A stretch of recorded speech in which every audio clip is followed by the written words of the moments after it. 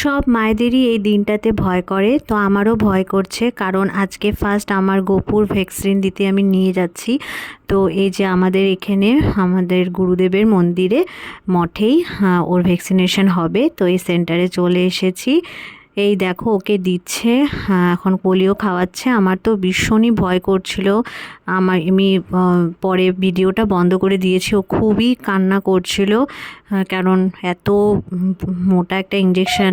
তারপরে ওকে আমাদের বাড়িতে ফার্স্ট টাইম নিয়ে ঢুকলাম, তারপরে মন্দিরে, ঠাকুরঘরের মন্দিরে ওকে একটু আমি দর্শন করাচ্ছি ঠাকুরের। তো যেহেতু আমি ডেলিভারির পরে বাপের বাড়ি চলে গেছিলাম, তাই আজকে শ্বশুরবাড়িতে আসলাম ওকে নিয়ে।